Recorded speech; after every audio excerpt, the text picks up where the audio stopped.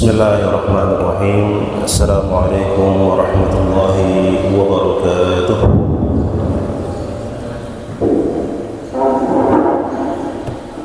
Innal hamdalillah nahmaduhu wa nasta'inuhu wa nastaghfiruh wa na'udzu billahi min shururi anfusina wa sayyiati a'malina. May yahdihillahu فلا مضل له وما يضلل فلا هادي له أشهد أن لا إله إلا الله وحده لا شريك له وأشهد أن محمدا عبده ورسوله اللهم صل وسلم على محمد وعلى آل محمد كما صليت على إبراهيم وعلى آل إبراهيم إنك حميد مجيد. Amma ba'du, ma'asyara ikhwah wa akhwat rahimani wa rahimakumullah, para asatidzah, para guru dan seluruh pegawai pesantren Islam Darul Rasyid yang semoga kita semua senantiasa mendapat limpahan rahmat dari Allah Subhanahu wa taala. Alhamdulillah alladzi bi ni'matihi tatimmu as-shalihat. Kita bersyukur kepada Allah Subhanahu wa ta'ala yang dengan segala nikmatnya sempurnalah segala kebaikan yang kita jalankan pada pagi hari ini. Hari ini hari yang ketiga dan hari yang terakhir dalam kegiatan pembekalan pegawai pesantren Islam Darul Rasyid di awal tahun ajaran 2024-2025, 1445 Hijriah. Kita melanjutkan insyaallah pada pagi hari ini pembahasan kemarin tentang khiyar. Sebagaimana kita jelaskan kemarin, khiyar adalah hak untuk mengembalikan atau melanjutkan akad yang telah dijalankan. Dan khiyar itu ada beberapa macam. Yang pertama kita jelaskan kemarin, namanya khiyar majlis, yaitu hak yang dimiliki oleh pedagang, penjual atau konsumen ketika mereka berdua masih di majlis yang sama untuk melanjutkan atau membatalkan akad. Bagaimana kalau majlisnya itu online atau via telepon? Kalau via telepon mudah, arti selama keduanya sedang berkomunikasi lewat telepon, terjadi transaksi akad tersebut via telepon, deal, tutup telepon, maka majelis dianggap selesai. Setelah teleponnya mati, berarti mereka sudah pindah majelis, sehingga akadnya menjadi lazimun, menjadi sesuatu yang harus dijalankan. Tapi kalau model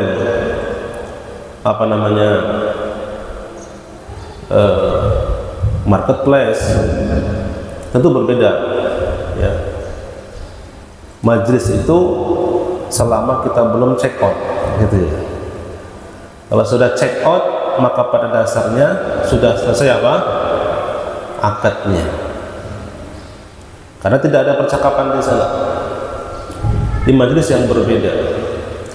Namun nanti punya hak khiyar yang lain, yang apabila ada cacat, maka nanti ada khiyar yang ketiga, namanya khiyar aib. Khiyar karena adanya cacat atau kekeliruan atau kesalahan pada barang yang dibeli. Itu yang ketiga, nanti kita jelaskan. Adapun jenis khiyar yang kedua, namanya khiyar syarat, yaitu khiyar yang disyaratkan oleh salah satu atau kedua atau kedua-duanya.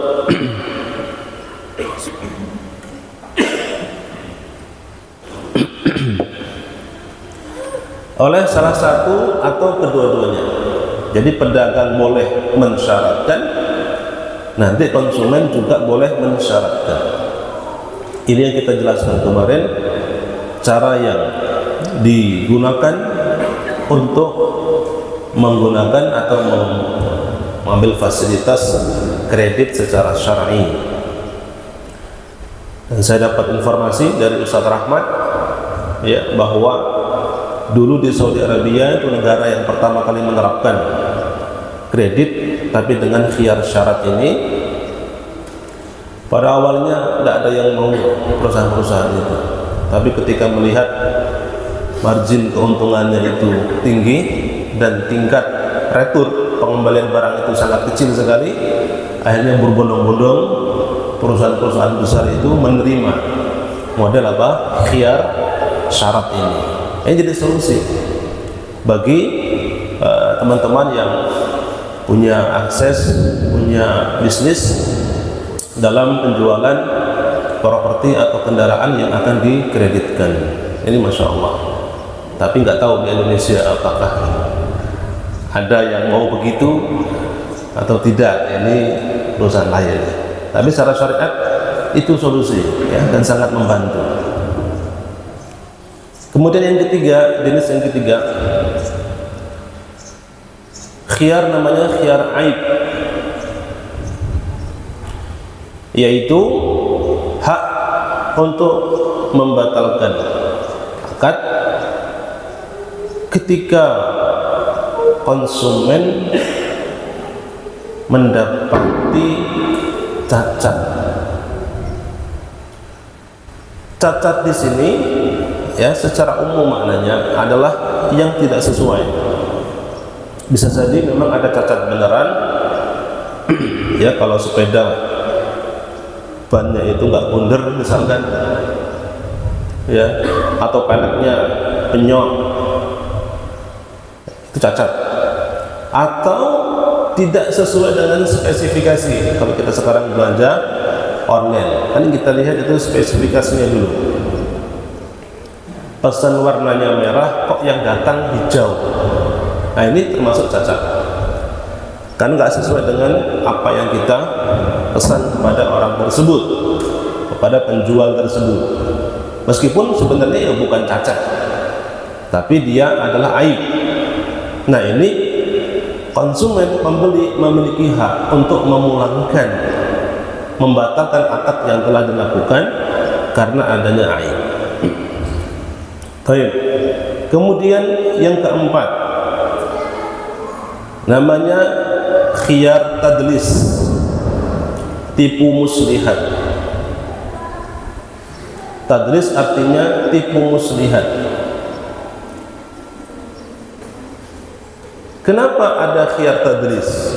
Karena penjual melakukan suatu tipu muslihat, menampakkan barang bagus padahal tidak seperti itu. Ini mirip seperti aib ya yang di atas, tapi yang keempat ini lebih kepada perilaku dari penjual. Jadi penjual itu tahu itu ada cacatnya, gitu kan, ada aibnya, tapi nggak dijelaskan kepada konsumen, atau dia poles biar nggak kelihatan apa cacatnya, lalu nampaknya apa baik-baik saja, padahal sebenarnya apa bermasalah barang itu. Nah ini termasuk tadlis. Ketika dibeli kok baru ketahuan bermasalah barang yang dibeli tersebut dan disembunyikan itu oleh penjual, maka punya hak untuk membatalkan akad. Namanya khiyar apa? Khiyar tadlis. Dan ini termasuk ghish,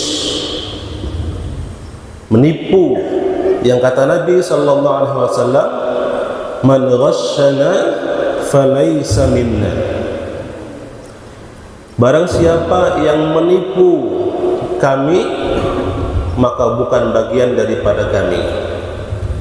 Nabi mengucapkan ini sallallahu alaihi wasallam ketika datang ke pasar, lalu mendapati seorang menjual kurma bagus sekali, kering ya, atasnya. Kemudian Nabi SAW memasukkan tangan beliau ke dalam karungnya. Kemudian dari dalam beliau dapati makanan atau kurma atau makanan yang dijual itu yang tidak bagus. Artinya apa? Ditampilkan di atasnya bagus-bagus semua. Kemudian disembunyikan di bawah apa? Makanan yang tidak bagus, basah atau apa.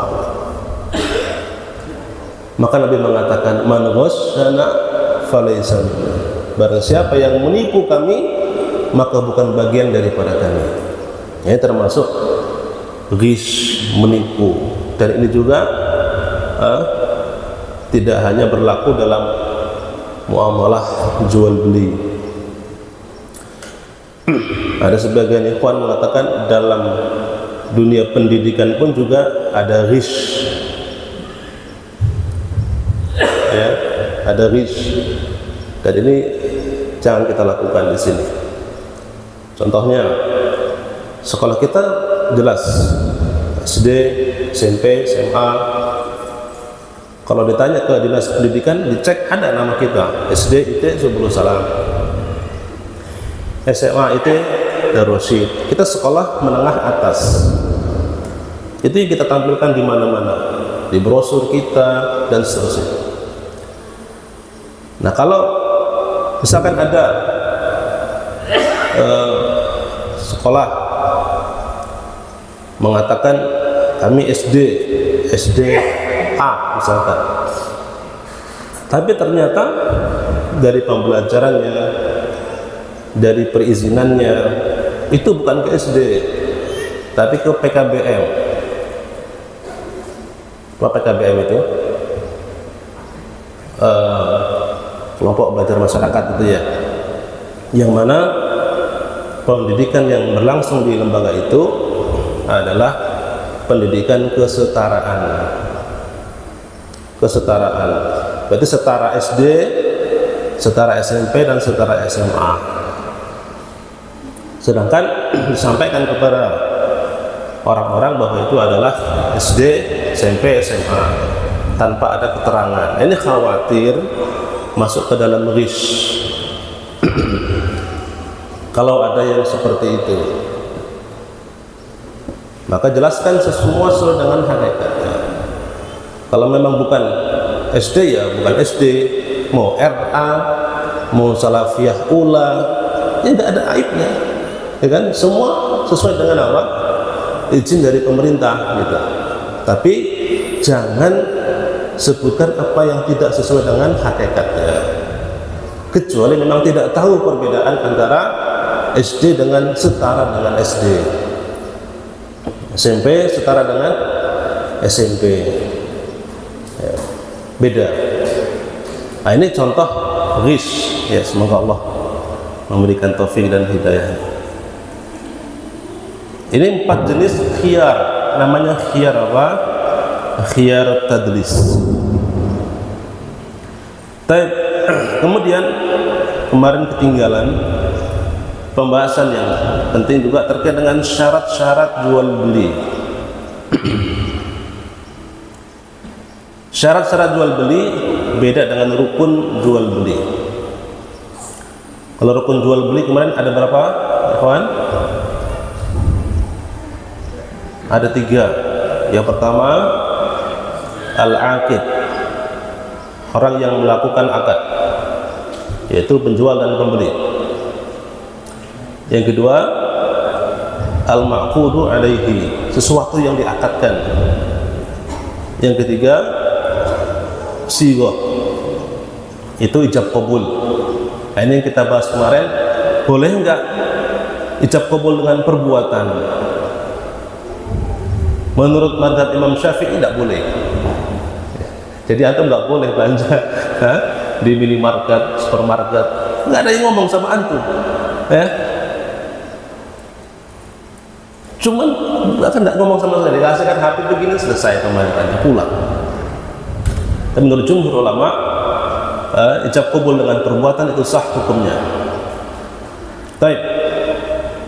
Kemudian kita bahas sekarang syurutul bai', syarat-syarat jual beli. Awalan, yang pertama, at-taradi bainal bai' wal mushtari, saling ridho, keridoan antara penjual dan pembeli. Allah Ta'ala berfirman dalam surat An-Nisa ayat 29, ya ayyuhalladzina amanu la ta'kulu amwalakum bainakum bil batil illa an takuna tijaratan an taradin minkum. Artinya, wahai orang-orang yang beriman, janganlah kalian memakan harta kalian di antara kalian dengan cara yang batil, kecuali itu adalah sebuah perdagangan yang saling ridho di antara kalian.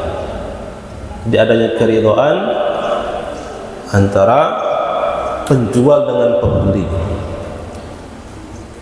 Dalam hadis Nabi SAW bersabda, innamal bai'u an taradin, sesungguhnya jual beli itu sah apabila dengan saling ridho di antara kedua belah pihak. Jadi ini syarat yang pertama, harus dengan keridhaan, sehingga tidak sah hukumnya jual beli orang yang mukroh, orang yang dipaksa, kecuali yang maksa itu adalah pemerintah karena sebab hutang piutang. Ya, nanti kita bahas di bab al-qard, hutang piutang, insyaallah. Itu syarat yang pertama. Tetapi jamaah sekalian, ini bukan satu-satunya syarat. Sebab ada sebagian kaum muslimin ya mengatakan sing penting ridho, apapun transaksinya sah, boleh, yang penting sama-sama ridho. Padahal dalam transaksi itu ada unsur ribanya misalkan, atau ada unsur gharar, ketidakjelasan. Nah, ini yang dipahami oleh banyak masyarakat, syarat jual beli itu cuma satu, yang penting ridho. Ini kurang tepat. Jadi syarat yang pertama, tapi bukan satu-satunya syarat. Sehingga harus diperhatikan syarat-syarat yang lain. Baik, yang kedua,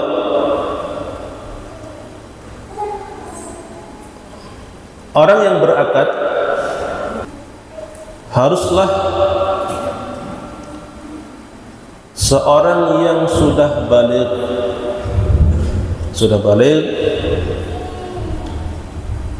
berakal, merdeka, bukan budak, rasyid, orang yang bisa bertransaksi, yang paham duit, itu rasyid. Dalam istilah para ulama ahli fikih diistilahkan dengan jaizut tasarruf, orang yang boleh bertransaksi. Siapa dia? Orang yang sudah baligh, ya, berakal, merdeka, dan rasyid. Rasyid itu orang yang sehat, yang tahu duit, bisa bertransaksi. Karena ada orang yang nampaknya saja sudah dewasa, tapi dia nggak pernah tahu jual beli, nggak pernah tahu nilai uang dan seterusnya, maka nggak disebut sebagai rasyid. Adapun anak kecil yang belum baligh, pada dasarnya tidak sah transaksi mereka, dikecualikan sesuatu yang nilainya kecil. Ke warung beli permen, sampai yang punya warung capek gitu kan, datang ke warung duit 1.000, Pak D beli permen. Nanti setengah jam datang lagi, Pak D beli roti. Ya, resiko jadi warung. Aslinya tidak sah, tapi karena nilainya kecil, makfu, dimaafkan. Ya, dan sesuatu yang sulit untuk dihindari. Namun kalau anak belum balik, transaksi dengan sesuatu yang nilainya besar, pada dasarnya tidak sah transaksinya. Secara apa? Syar'i. Tapi luar biasa. Ya, ini perlu dibahas. Ya. Apakah masuk ke dalam larangan ini secara mutlak atau seperti apa? Ada seorang anak SD, umurnya 8 atau 9 tahun atau mendekati itu, ya, memiliki sebuah usaha, perusahaan dengan puluhan karyawan, omsetnya ratusan juta. Ya. Secara asal tidak sah transaksi anak yang belum balik, kecuali kalau itu di atas namakan orang tuanya. Orang tuanya yang transaksi, jelas tidak masalah. Tapi kalau anak itu yang belum balik, pada asalnya tidak sah transaksi anak-anak yang belum balik, ya, terutama pada nilai yang angkanya itu besar. Karena syarat sahnya jual beli adalah haruslah jaizut tasarruf. Orang yang secara syariat sudah boleh bertransaksi. Baik, itu yang kedua. Sekarang yang ketiga, an yakuna al-bai' malikan lil mabi' aw qa'iman maqama malikihi kal wakili wal wasi wal wali wan nadhir. Hendaklah penjual itu pemilik barang. Penjual adalah pemilik barang. Atau dalam posisi pemiliknya. Dia pemilik barang atau dalam posisi pemiliknya. Contoh, wakil,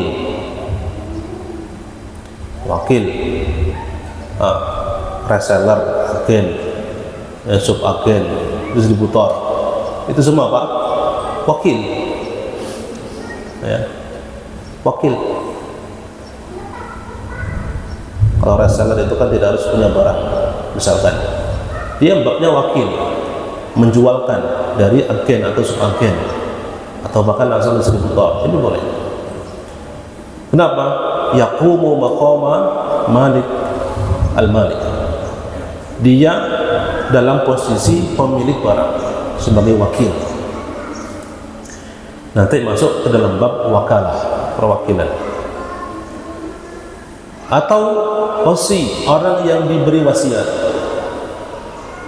Orang yang diberi wasiat boleh bertindak kepada harta yang diwasiatkan sesuai dengan wasiat orang yang akan meninggal dunia. Boleh dia bertransaksi. Misalkan dalam wasiat, nanti kalau saya meninggal tolong tanah yang ini dijual, hasilnya tolong titipkan nanti ke pondok Darul Rasyid, wakaf. Bukan wakaf tanahnya, wakaf uangnya. Maka wakilnya ini yang diberi wasiat, kalau dalam hal ini tidak harus anaknya, tidak harus keturunannya, nah, boleh orang lain wasiat. Dia punya hak untuk menjualkan tanah tersebut, ya. Kemudian uangnya dititipkan sebagaimana amanah dari pemberi wasiat. Ya, mirip dengan wakil. Atau wali, terutama wali anak yatim. Wali anak yatim dan anak yatim punya harta, maka walinya yang mengurusi anak yatim tersebut memiliki hak untuk bertransaksi dengan harta anak yatim itu untuk kemaslahatan anak yatim tersebut. Boleh juga kalau dia orang yang fakir, orang yang miskin, untuk ikut makan, mengambil dari harta anak yatim itu ala kadarnya.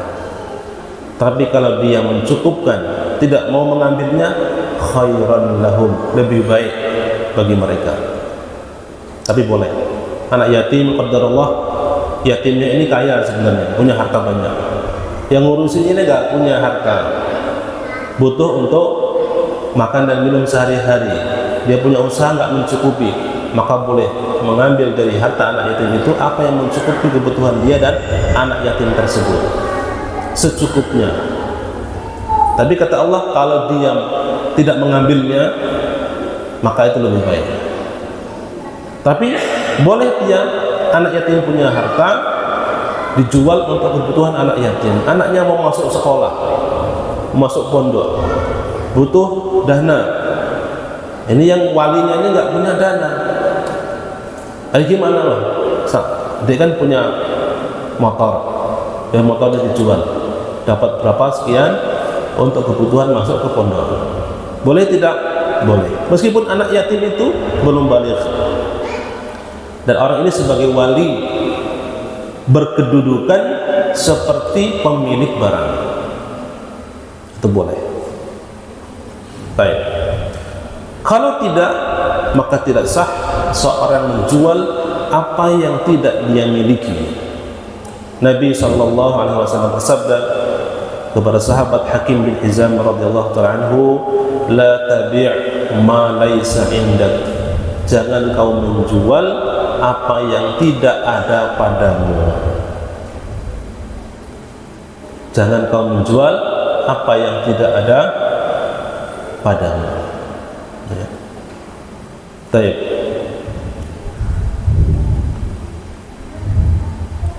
Ada kasus seorang ayah menjual harta anaknya. Ini anak punya anaknya, ya. Tapi bapaknya butuh, tanpa ngomong sama anaknya dijual. Atau anaknya itu yang ngurusi. Ya. Gimana hukumnya? Kata Nabi yang mulia SAW, anta wa ma'luka di abika. Kepada seorang sahabat, kamu dan hartamu itu punya bapakmu.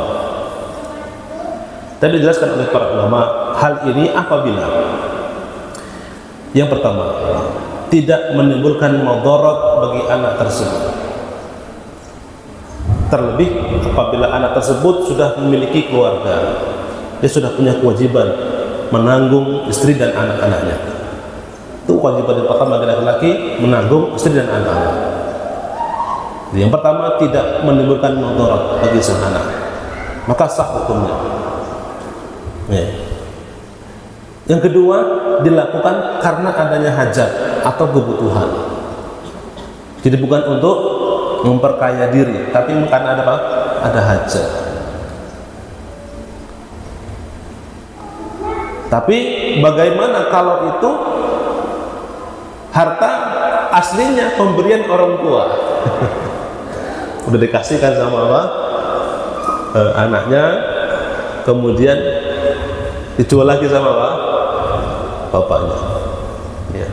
Allah alam bisawab. Butuh pendalaman lagi. Maka masuk ke dalam larangan mengambil kembali hadiah yang telah diberikan. Ini sifatnya kan hibah. Jadi jamaah sekalian, antum harus bisa membedakan antara pemberian orang tua sebelum orang tua meninggal, itu disebut dengan hibah. Kalau hartanya dibagi setelah orang tua meninggal, itu harta warisan. Nah, kalau harta hibah itu terserah orang tua mau memberi berapapun. Tapi kalau dia punya anak banyak, dia harus berlaku adil kepada anak-anak. Adil itu bagaimana semua mendapatkan bagian yang dianggap sesuai dengan kebutuhannya. Dan Nabi melarang orang tua apa? Untuk tidak adil kepada anak-anaknya. Ya. Tapi kalau warisan, harta yang ditinggal orang tua yang meninggal dunia, ini sudah ada pembagiannya dalam syariat, sehingga tidak usah direbutkan, cukup minta penjelasan saja. Bapak saya meninggal, harta yang ditinggalkan ini, berapa bagian masing-masing anak, berapa bagian ibu, dan kalau ada ahli waris yang lain berapa bagiannya. Karena itu adalah hukum yang sudah Allah turunkan dalam Al-Quran, tidak bisa dirubah. Nggak boleh masing-masing berijtihad, nanti kalau saya meninggal harta saya bagi rata ke semua anak-anak dan istri saya. Misalkan meninggalkan anak harta 5 hektar, anaknya 4, istrinya 1, masing-masing dapat 1 hektar. Ini wasiat namanya, pesan orang yang belum meninggal untuk sesuatu yang akan dilakukan ketika orang telah meninggal, namanya wasiat. Dan kata Nabi SAW, la wasiyata liwarithin, tidak ada wasiat bagi ahli waris, tak boleh. Kenapa? Karena ahli waris sudah punya bagian sendiri sesuai dengan ketentuan syariat. Udah gak usah wasiat apa-apa, ninggal saja ya. Kalau mau meninggal nanti hartanya sudah Allah yang bagi. Nah, ibu dapat berapa? 1/8, 7/8 dibagi kepada anak-anaknya. Kalau ada laki perempuan, yang laki 2 bagian, perempuan 1 bagian. Selesai. Jangan protes, sebab itu hukum Allah. Jangan orang merasa saya ingin lebih adil kepada anak-anak dan istri saya, sudah saya pesan sebelum meninggal masing-masing dapat 1 hektar. Tak bisa, itu bukan wasiat. Tidak ada wasiat bagi ahli waris. Mereka dapat bagian sesuai dengan ketentuan apa? Ketentuan syariat. Baik. Syarat yang ketiga,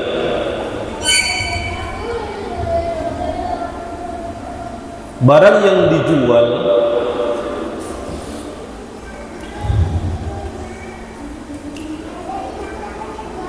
adalah sesuatu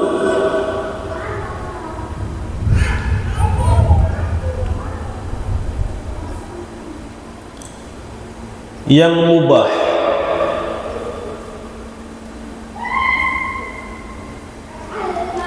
garis miring, boleh dimanfaatkan, boleh dimanfaatkan.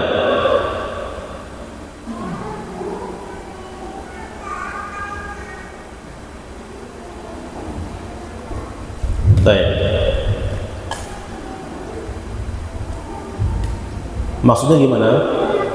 Barang yang ditransaksikan atau jasa yang ditransaksikan, misalkan transaksi jasa, adalah sesuatu yang dalam syariat hukumnya itu mubah, boleh dimanfaatkan.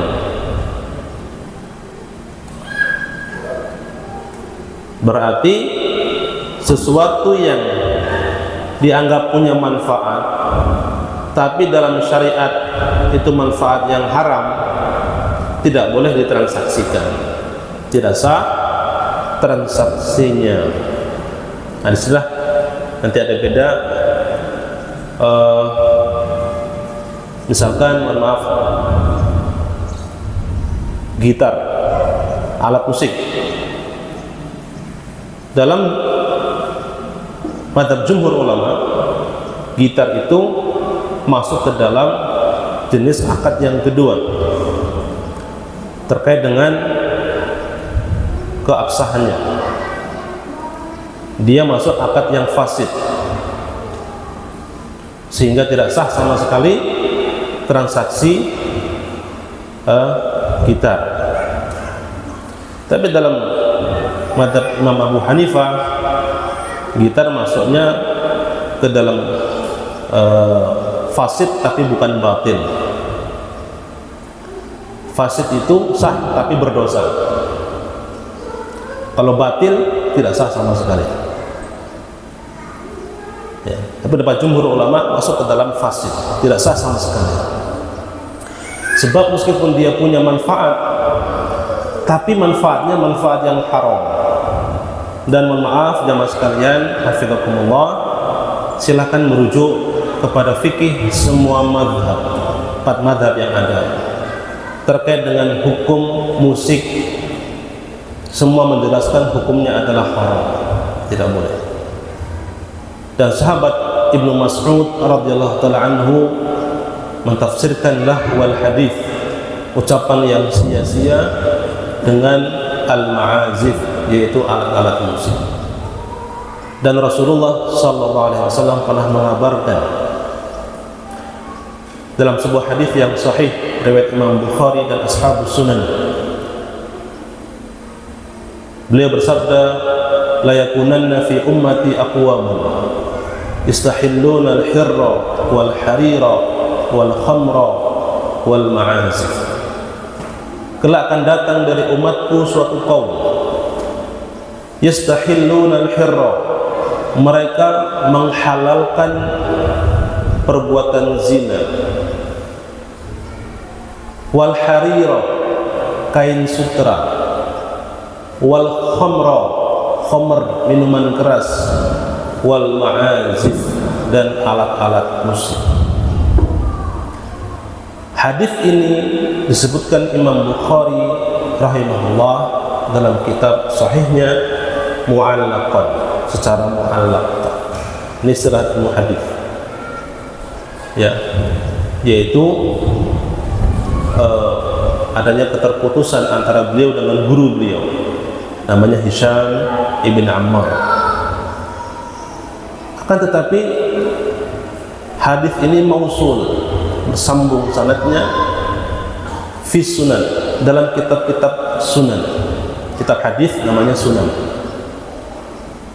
sehingga tidak ada alasan bagi al-Imam Ibnu Hazm al-Andalus rahimahullah dan yang lain untuk melemahkan hadis ini.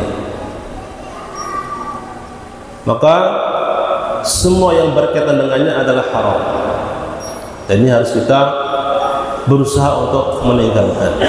Ya, ikhwan, memang untuk meninggalkan yang mungkin sudah biasa dilakukan itu perkara yang berat dan tidak mudah.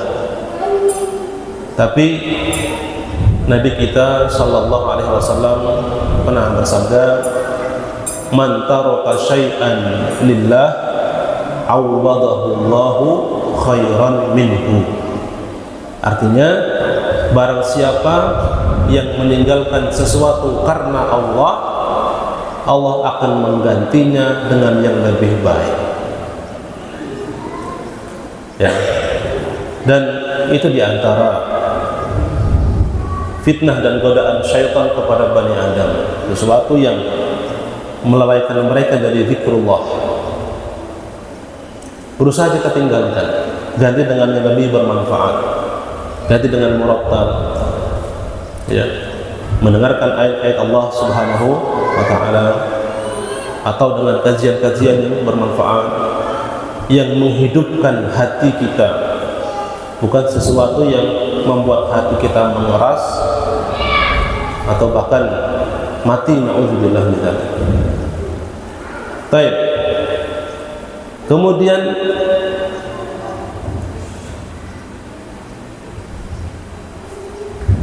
ada hadis dari Ibnu Abbas radhiyallahu taala anhuma. Nabi sallallahu alaihi wasallam bersabda, "Inna Allaha idza harrama 'ala qaumin akla syai'in harrama thamanahu." Sesungguhnya Allah Subhanahu wa taala apabila mengharamkan kepada suatu kaum untuk memakan sesuatu, maka Allah mengharamkan nilainya, nilai transaksinya. Termasuk juga di sini sebagai contoh jual beli hewan anjing. Meskipun anjingnya itu mahal, ada anjing ngalahin mobil harganya. Ya, na'udzubillah, ya. Meskipun mahal harganya, tapi nggak boleh, tidak sah transaksinya. Karena Allah ketika mengharamkan, ya, sesuatu, Allah mengharamkan juga nilainya, itu nilai transaksinya. Nah, mungkin ada yang bertanya, Ustaz, gimana kalau hewan anjing itu ya dimanfaatkan? Ada anjing yang terlatih, ya, Pak polisi itu kan punya anjing yang dilatih untuk melacak, anjing pelacak, atau anjing pemburu, digunakan para pemburu untuk memburu hewan di hutan, atau anjing untuk menjaga hewan ternak. Apakah boleh memanfaatkan anjing-anjing tersebut? Jawabannya boleh. Kalau memanfaatkan saja boleh, diperbolehkan. Kalau memang jelas itu ada manfaatnya. Namun tidak boleh memperjualbelikan. Sebab hewan anjing kan hewan yang haram untuk dimakan, maka tidak boleh diperjualbelikan. Ya. Tapi kalau dikasih, diberikan untuk diambil manfaatnya, ya, seperti tadi untuk berburu hewan misalkan, maka diperbolehkan, ya, diperbolehkan. Tapi tidak boleh diperjualbelikan, hanya boleh dimanfaatkan. Kata Syekh Sulaiman Ar-Ruhaili hafizahullah taala, babul intifa' awsa' min babil bai'. Bab dalam hal menggunakan sesuatu itu jauh lebih luas daripada bab tentang jual beli. Artinya tidak semua yang dapat dimanfaatkan itu boleh diperjualbelikan, ya. Tapi jelas yang boleh diperjualbelikan pasti boleh dimanfaatkan. Itu maksudnya.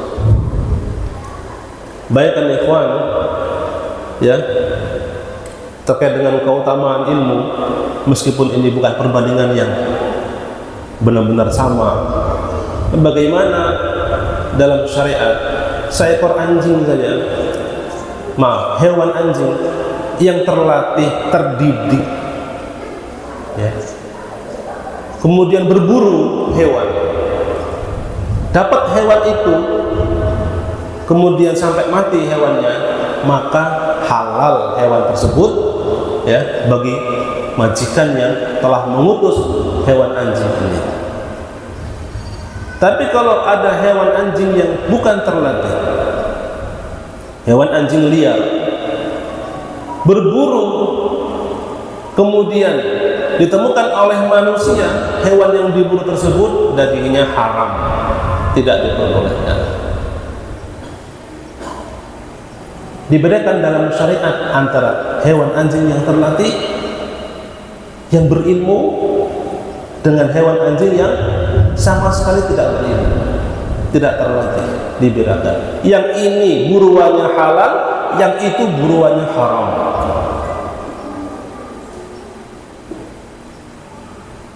Nah, ini untuk perbandingan yang sebenarnya nggak sebanding, tapi hanya untuk menunjukkan bagaimana kehormatan suatu ilmu. Baik. Yang kelima, barang yang diakadkan.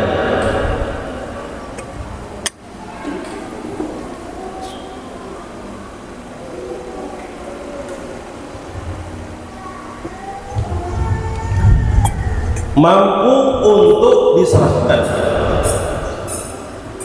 Barang yang diakadkan mampu untuk diserahkan. Nah, kita bahas kemarin, mampunya di sini ada dua kondisi, ya kan? Sekarang atau nanti. Nanti ini kapan? Bisa jadi barangnya sudah ada, cuman beda tempat, atau barangnya belum ada sama sekali, harus pesan terlebih dahulu. Namanya jual beli salam. Tapi insya Allah mampu untuk diserahkan. Namun sesuatu yang tidak mampu diserahkan, tidak sah transaksinya. Contohnya kemarin, burung yang sedang terbang. Mas, ini kalau di sini burungnya harganya 5 juta. Karena sedang terbang, saya jual sama sampean 50.000 saja. wih murah Ustaz, iya monggo tangkap sendiri. Allah alam, tidak mau pulang lagi atau langsung bablas. Maka sesuatu yang tidak mampu atau diragukan mampu tidaknya untuk diserahkan, maka tidak boleh ditransaksikan.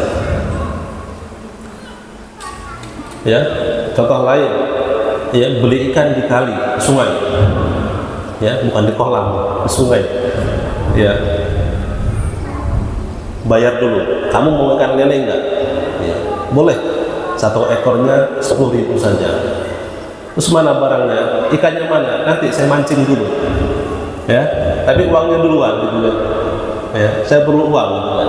Insya Allah dapat lele. Ya kalau dapat sesuatu yang belum tentu, mungkin iya, mungkin tidak, maka masuk ke dalam kategori gharar. Gharar yaitu ketidakjelasan. Nabi sallallahu alaihi wasallam bersabda dari Abu Hurairah mengatakan nah Rasulullah an bai'il gharar. Rasulullah melarang dari jual beli gharar. Gharar yaitu adanya ketidakjelasan, ya, baik dalam harga maupun dalam barang atau sifat-sifatnya. Itu masuk dalam catatan gharar yang dilarang dalam syariat. Baik. Kemudian yang keenam, syarat yang keenam, barang yang diakadkan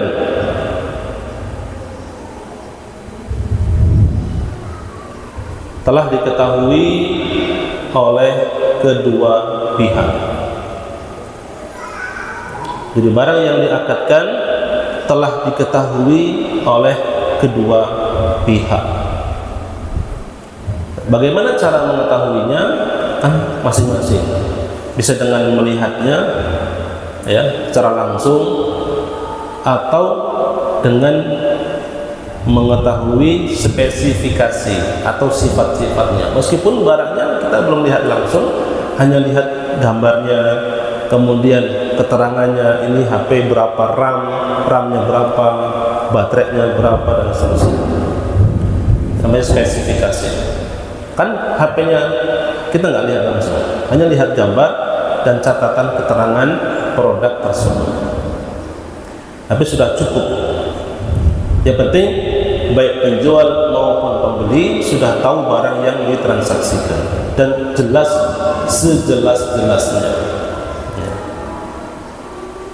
Maka kalau tidak ada salah satu pihak yang masih belum tahu apa barang yang ditransaksikan, masuk ke dalam gharar. Apa tadi istilahnya? Gharar, yaitu sesuatu yang belum jelas, tidak jelas. Dalam jual beli online di marketplace, siapa yang bisa kasih contoh? Gharar dalam jual beli di marketplace. Enggak, Mas. Apa contohnya? Contohnya mystery box. Ya. Gambarnya HP, harganya 30.000. Wah, apa ini? HP kok 30.000? Ternyata mystery box. Ada yang nggak tahu mystery box? Ya, Anda luar biasa. Jarang beli online berarti. Ya. Mystery box itu sampai beli kotak, tapi sampai nggak tahu isinya apa. Harganya cuma 30.000. Tapi yang ditampilkan foto HP. Kenapa? Dari mungkin 1 juta box kotak yang dijual, satu isinya HP. Yang lain bisa pulpen, buku, ya, staples, terus macam-macam. Atau cuma kartu, ya. Jadi gak jelas isinya apa. Tapi yang tertingginya adalah apa? HP isi, ya, HP ini misalnya. Tapi harganya sama semua, 30.000. Masuknya itu ke dalam gharar. Jadi jangan tertarik dengan hal-hal seperti itu ya. Dan gak sah secara asal transaksinya dan bisa masuk ke dalam qimar atau perjudian. Kan gak jelas ya, gak jelas. Barangnya kelihatan pun kalau nggak jelas spesifikasinya bisa jadi gharar. Ada kelihatan HP ya, mereknya mirip-mirip dengan merek apa ya? HP yang masyhur, cuman dibalik hurufnya saja ya, harganya murah di bawah 1 juta rupiah ya, bisa termasuk gharar. Karena orang yang tidak tahu sama sekali, dia pikir ini adalah HP yang terkenal itu gharar. Atau jual HP tampilannya begini tapi nggak ada keterangan ini HP apa, RAM-nya berapa, masuk bagian jahalah. Karena kita beli HP bukan cuma ditempel di dinding, tapi kita mau pakai, kita perlu tahu apa isinya HP ini, bukan cuma apa layarnya. Maka ini bagian daripada gharar atau jahalah. Baik. Siapa yang pernah beli mystery box? Semoga tidak ada ya. Nggak boleh ikhwan. Itu maksudnya gharar dan hukumnya haram dan tidak sah. Tidak sah jual belinya. Baik, yang ketujuh, harga barang tersebut diketahui kedua pihak. Harga kedua barang tersebut diketahui oleh kedua belah pihak.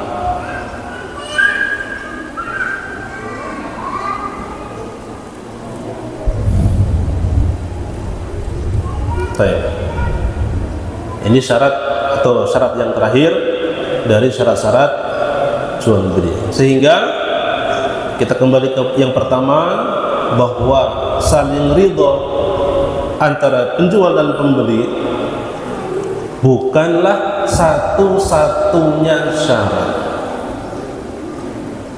tapi ada syarat-syarat yang lain yang harus terpenuhi. Sebab seperti yang saya jelaskan tadi, banyak saya dapati gitu kan ya, sebagian masyarakat yang menganggap yang penting pihak sana itu rela, ridho, sudah, sana ikhlas, saya ikhlas, deal. Padahal nggak hanya seperti itu, ada hal-hal yang lain harus diperhatikan agar jual beli kita menjadi jual beli yang sah. Nah, kemarin tadi dalam bab khiyar kita sampaikan ketika sudah pindah majelis maka akadnya menjadi lazim. Lazim artinya harus terjadi dan sudah selesai. Pindah kepemilikan secara penuh lil abad, selama-lamanya. Namun dalam syariat ada anjuran bagi pembeli, bagi penjual maupun pembeli untuk melakukan iqalah. Iqalah fil bai', yaitu melepaskan barang tersebut. Ketika misalkan sudah deal antara penjual dengan pembeli, kemudian berpisah dari majelis, lalu pembeli ini sampai rumah mikir-mikir lagi, wah kayaknya saya nggak butuh barang ini, saya masih punya kebutuhan yang lain yang lebih penting. Mau nggak ya penjual tadi ya menerima kembali barang ini? Datang dia ke toko, sampaikan, Pak, saya mikir-mikir kayaknya saya perlu uang, Pak. Ini sih penting sih, tapi kayaknya yang lebih urgen ada. Boleh nggak saya pulangkan barang yang saya sudah beli ini kepada sampean? Pada asalnya penjual punya hak mengatakan tidak, sebab akad sudah terjadi dan akadnya lazim. Namun ada istilah namanya iqalah, ngalah. Penjual merelakan, ya sudahlah, kalau memang begitu mana barangnya, yang penting barang saya kembali seperti ketika pergi, ya tidak ada cacat, ya saya pulangkan uangnya. Namanya iqalah, mengalah. Ya, ada keutamaannya. Ya, Nabi Shallallahu Alaihi Wasallam bersabda, "Man aqala musliman bai'atahu aqalallahu 'athratahu yaumal qiyamah."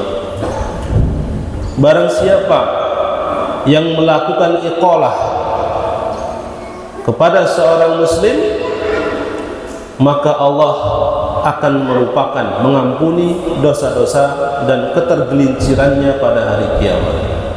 Masya Allah, termasuk amalan yang menghapuskan dosa dan menyebabkan seorang dimaafkan oleh Allah Subhanahu wa Ta'ala, meskipun mungkin memang itu berat, tapi ini bukan kewajiban. Artinya apa? Pedagang tadi dia punya hak untuk mengatakan tidak, itu hak dia. Tapi kalau dia mengalah, nah nggak apa-apa, yang penting barangnya masih kembali, tidak ada kekurangan, tidak ada cacat, dipulangkan uangnya. Itu namanya iqalah, salah satu amalan yang menghapuskan dosa seseorang karena memang berat, ya sudah closing kok qadar Allah tidak jadi, ya berat gitu kan. Wong kita ini di PHP saja sudah apa? Berat. Ini sudah closing kok gagal. Nggak mudah. Itu butuh keikhlasan. Dan disitulah keutamaannya. Dia menghapuskan apa? Dosa seorang muslim.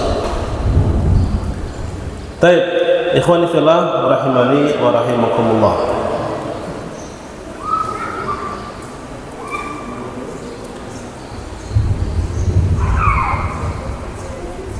Kita loncat kepada beberapa materi yang mudah-mudahan bermanfaat secara langsung dalam kehidupan kita. Bab tentang hutang piutang, al-qard. Secara singkat, hutang piutang itu adalah suatu hal yang diperbolehkan dalam syariat. Bahkan syariat menganjurkan, bukan menganjurkan berhutang, tapi menganjurkan untuk memberikan pinjaman hutang. Beda Pak ya? Bukan keutamaan berhutang, tapi keutamaan memberi pinjaman hutang. Dan dia masuk ke dalam keumuman firman Allah Subhanahu wa Ta'ala, wa ta'awanu 'alal birri wat taqwa wa la ta'awanu 'alal itsmi wal 'udwan. Tolong menolonglah kalian di atas kebaikan dan ketakwaan, dan jangan tolong menolong di atas dosa dan permusuhan. Ya. Dan kaum muslimin dan masyarakat secara umum sebenarnya ya pasti membutuhkan akad ini, hutang piutang, entah sesekali atau 2 kali atau 3 kali atau sering, ya, untuk memenuhi kebutuhannya, sehingga syariat memperbolehkan hutang piutang ini secara asal.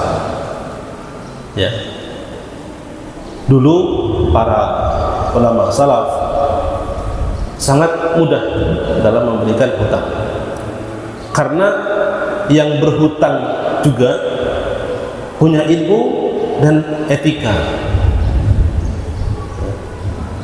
Punya ilmu apa? Ketika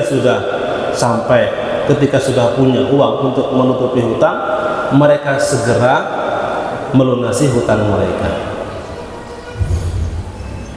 bukan menunda-nunda. Punya etika, ketika belum mampu melunasi datang menemui orang yang meminjamkan uang kepadanya, sampaikan, mohon maaf saya belum dapat uangnya, minta diberi waktu lagi. Dan Nabi kita sallallahu alaihi wasallam, man yassar ala mu'sirin yassarallahu alaihi fid dunya wal akhirah. Barang siapa yang memberi kemudahan kepada orang yang sedang kesulitan, Allah mudahkan baginya urusannya dunia dan akhirat. Pada dasarnya begitu. Dan sekarang ini ya, di zaman kita, sebagian orang yang baik sebenarnya baik orangnya, tapi nggak mau memberikan hutang. Kenapa? Sudah pernah jadi korban. Ya, korban ya kesalahan orang lain. Orang yang berhutang tidak melaksanakan ilmunya dan tidak beretika dalam berhutang, menunda-nunda pembayaran padahal sudah ada uangnya. Tidak boleh. Termasuk kezaliman. Kata Nabi SAW, matlul ghaniyyi zulmun. Orang yang mampu tapi menunda-nunda pembayaran hutang adalah kezaliman. Di antara hukumannya, ikhwan sekalian, ya, halal untuk digibahi. Iya, itu kata para ulama. Subhanallah. Ini hukuman masyarakat, hukuman sosial. Ya. Dan zaman medsos sekarang, hukuman sosial lebih berat daripada hukuman penjara. Penjara adem, penjara. Nggak dengar apa-apa. Medsos dihukum di medsos, subhanallah. Ya, dibully orang se-Indonesia, misalnya. Nggak ada yang tahan.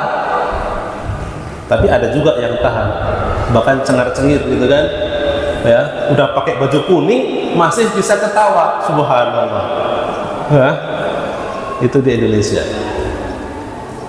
kayaknya ya, kayaknya di Indonesia. Allah musta'an. Baik. Kemudian di antara keutamaan memberikan pinjaman kepada saudara kita, Nabi sallallahu alaihi wasallam bersabda, "Ma min muslimin yuqridu musliman qardan marratain illa kana ka sadaqatiha marratan." Tidaklah ada seseorang bersedekah, menghutangi orang lain sebanyak 2 kali, kecuali itu seperti sedekah kepadanya sebanyak 1 kali. Ya. Jadi saya tanya sama antum, kenapa orang ini mau minjamkan untuk kedua kalinya? Karena yang pinjam ini melakukan ilmu dan menjaga adab dan etika. Coba kalau yang pertama kali sudah nggak benar, kira-kira mau dipinjam lagi tidak? Jatuh tempo bukannya datang kalau belum punya uang, ngomong baik-baik, ini malah diem-diem saja, seakan tidak terjadi apa-apa. Ditanya gimana kabarnya, blokir nomornya. Subhanallah. Ini real ya. Ada yang begitu. Kira-kira kalau begitu, mau nggak orang ini minjamkan kedua kali? Boro-boro. Yang pertama itu nggak ikhlas sampai akhirat. Meskipun katanya saya ikhlas, nggak akan ikhlas. Dan itu bahaya. Dan hati-hati jemaah sekalian, ikhwan sekalian, apa yang berkaitan dengan hak orang lain, ya, akan dituntut sampai akhirat. Meskipun seorang itu bertaubat, menangis darah, setiap hari puasa, setiap malam sholat malam, tidak diterima taubatnya sampai hak orang lain dikembalikan. Maksudnya dalam hal ini, uang ini, bukan hal yang lain ya. Taubat ya Allah, saya sudah ngambil hak orang lain, nangis darah dia, tidak diterima sampai hak itu dikembalikan. Jangan remehkan hak orang lain, hak sama manusia. Tapi kalau itu haknya Allah Subhanahu wa taala, Allah Rahim. Allah Maha Penyayang kepada hamba-hambanya. Ketika Allah tahu hamba itu jujur, benar kepada Allah, ingin kembali kepada Allah, Allah ampuni, Allah maafkan. Tapi manusia tidak semuanya seperti itu. Ya. Ada yang kekeh sampai mati, saya tidak ikhlas. Nah ini bahaya. Ya. Dan jangan sekali-sekali berpikir ingin mengambil hak orang lain. Para ulama salaf itu berhati-hati, sampai kayu siwak saja tidak berani mereka ambil. Kayu siwak itu, ya kalau di Saudi 1 real dapat segulung begini, 5 real dapat banyak di sini. 4.000 rupiah dapat banyak. Sesuatu yang zaman itu mungkin tidak ada harganya, dapat diambil dengan mudah, tapi mereka tidak mau ngambil.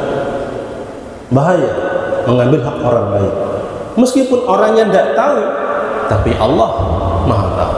Semua akan dihisab pada hari kiamat. Baik, ya, waktu sudah hampir selesai. Seperti butuh daurah fikih muamalat, ya, seperti yang saya sampaikan ke antum, ngaji fikih muamalat sebulan sekali itu 2 tahun baru selesai. Ya, kita mau habiskan 2 hari cuma 2 kali kajian, pasti tidak mungkin bisa dilakukan. Tapi tidak apa-apa, kita istifadah saja dengan apa yang bisa kita pelajari.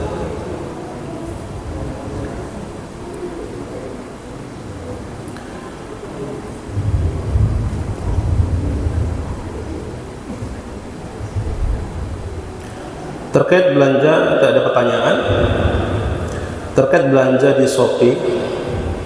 Salah sebutkan ini, marketplace gitu ya. Jangan sebut merek ya. Kita nggak promosi, kecuali punya dari Roshid sendiri kita promosikan. Dengan bayar via transfer, sedangkan barang belum ada atau bukan COD, boleh atau tidak?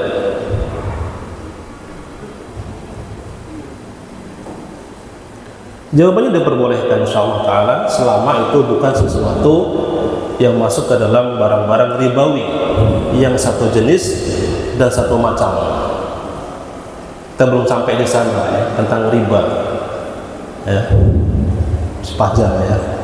Tadi pengen saya bahas tapi panjang sekali sehingga tidak mungkin ya.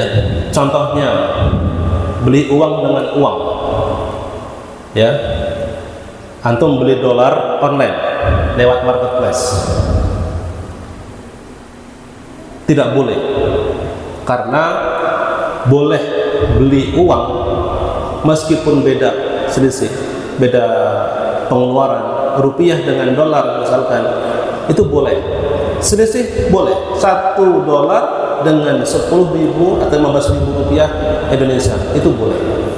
Tapi syaratnya harus yadan biyadin, harus di majelis tersebut, tidak boleh ditunda. Paham Pak?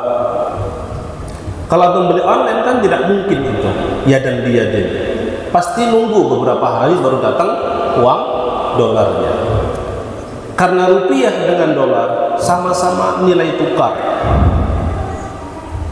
satu jenis beda macam. Apa itu? Satu jenis maksudnya sama-sama mata uang, tapi beda macam, beda negara yang mengeluarkannya. Ini dikeluarkan Indonesia, itu dikeluarkan oleh Amerika. Boleh nggak diperjualbelikan? Money exchanger, jual beli uang, boleh tidak? Boleh, tapi dengan syarat harus langsung yadan biyadin, diberi, diterima. Dan itu tidak mungkin kalau via online. Baik. Yang kedua yang tidak boleh, emas. Jual beli emas via online, emas, perak. Karena emas dan perak masuk ke dalam hadis Nabi SAW, ad-dhahab bil-dhahab, wal-fiddah bil-fiddah, dan seterusnya.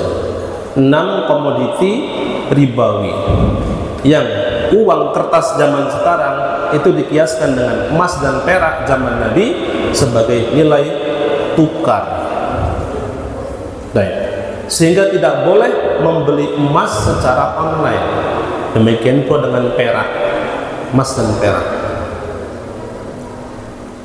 Kenapa boleh membeli emas dan perak menggunakan rupiah, uang kertas, tapi harus yadan biyadin, harus cash di majelis akad. Seperti sampean sekarang datang ke toko emas, beli, Pak, saya mau beli emas beratnya 50 kilo.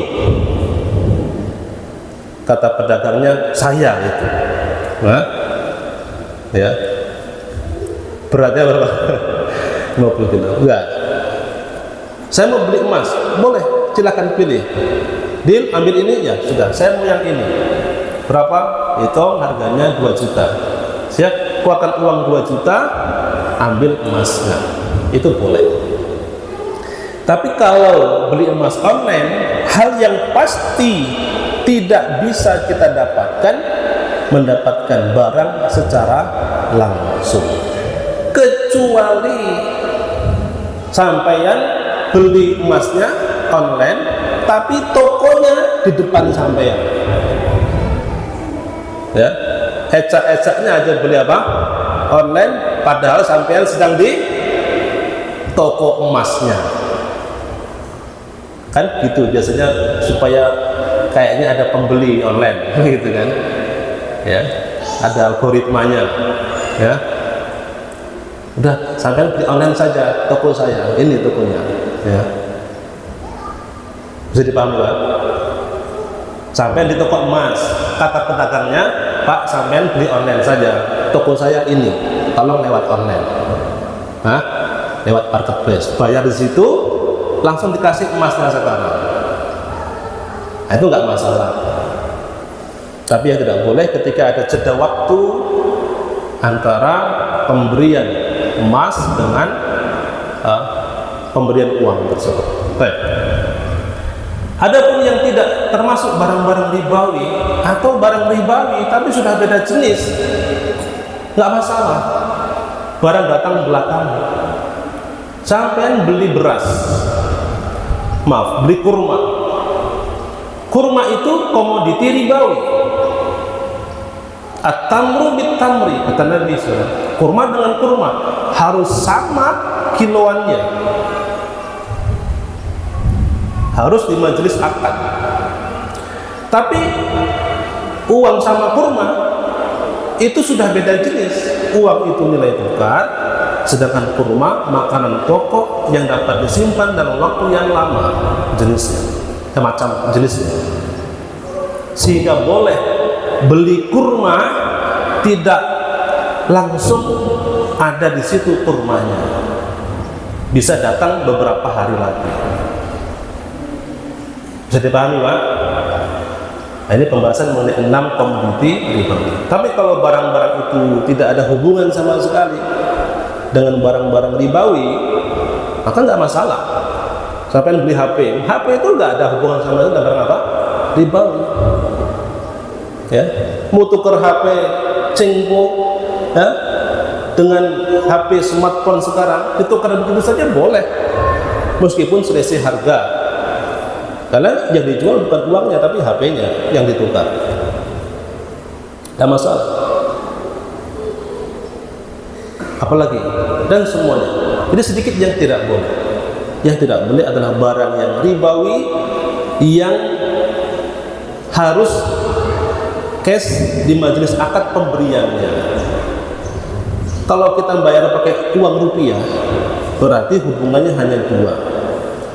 Beli uang rupiah juga atau rupiah lainnya, ya, dan emas atau perak. Hanya itu yang tidak boleh beli apa? Online, karena harus yadan biyadin, hadir di majelis akad tersebut.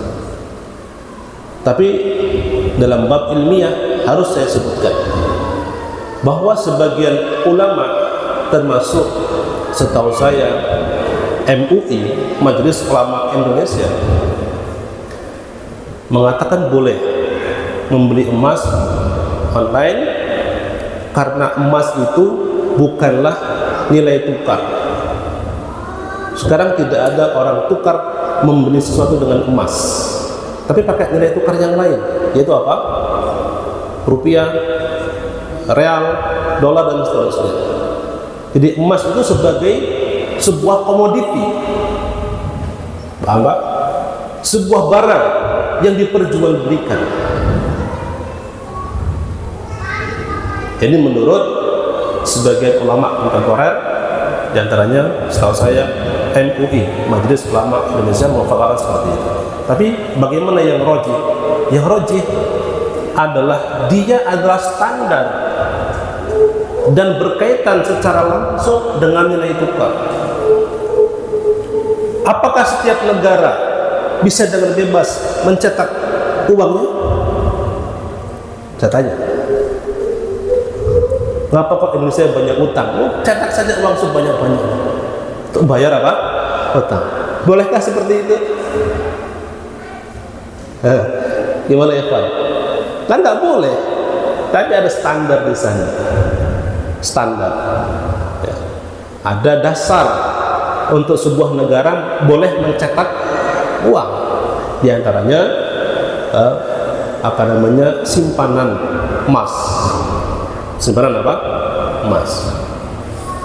Sehingga yang kami kuatkan, wallahu taala alam bisawab, tidak boleh. Ya. Dan untuk kehati-hatian jangan. Ini menjadi khilaf ya. Dan sebaik-baik wa khairu dinikum al-wara'u, kata Nabi SAW, sebaik-baik agama kalian adalah wara'. Wara' sikap berhati-hati dalam agama. Kalau ada khilaf, ini boleh, ini haram, lebih baik tinggalkan. Khawatir terjatuh ke dalam perkara yang haram. Apalagi hadisnya sudah jelas, az-zahabu bil-zahab wal fiddah fil fiddah bil fiddah, dan seterusnya. Sehingga lebih baik tidak dilakukan. Tapi kalau yang lain, bukan uang, bukan emas, boleh, tidak apa-apa. Barang itu datang belakangan.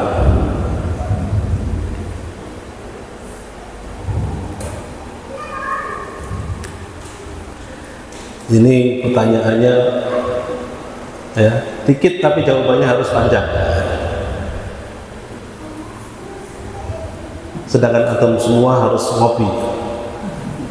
Kalau ngopi ngantuk, sehingga mohon maaf, pertanyaan yang lain belum bisa dijawab karena keterbatasan waktu. Insyaallah di lain waktu akan kita simpan, kita jawab insyaallah taala. Demikian ikhwan fillah rahimakumullah, apa yang kita pelajari pada pagi hari ini mudah-mudahan menjadi tambahan ilmu yang bermanfaat bagi kita semua untuk lebih berhati-hati dalam melakukan transaksi. Meskipun pada asalnya kita bahas kemarin, hukum asal dalam transaksi adalah boleh sampai ada dalil yang mengharamkan. Akan tapi ya, dengan perkembangan teknologi dan semakin banyaknya inovasi-inovasi orang dalam membuat akad-akad transaksi, maka perlu untuk diteliti kembali. Bahkan mohon maaf, saya datang secara langsung ke sebuah kantor toko mengatasnamakan properti syariah.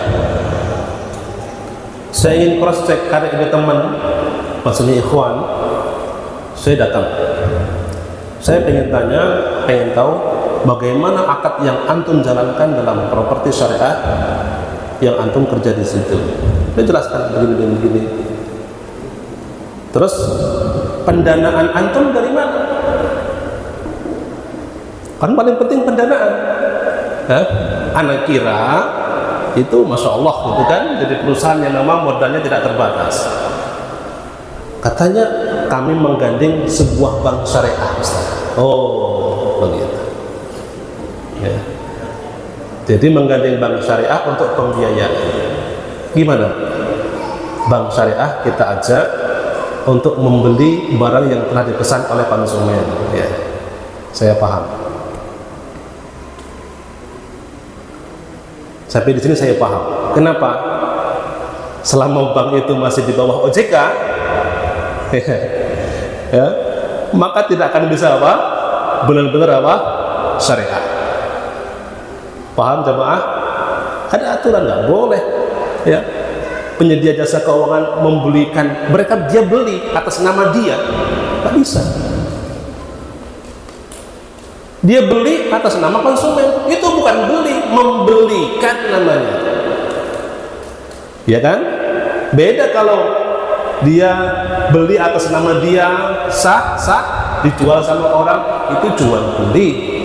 Ini orang datang, ya, kemudian dia mengatakan saya beli rumahnya, ya, tapi tahan dulu. Atas nama siapa? Atas nama fulan, bukan atas nama pegawai lembaga tersebut. Itu bukan jual beli, itu membelikan, tetap saja lewat perantara pihak ketiga. Artinya begitu ikhwan, ini sebagian ikhwan yang sudah ngaji, dalam artian sudah punya perhatian dengan masalah riba, bahayanya riba dan seterusnya, tapi kena syubhat hal-hal yang kecil seperti ini. Dikira kita belum sampai kredit, dilarangnya kredit yang itu karena adanya denda. Ia mengira kalau nggak ada denda sudah syar'i.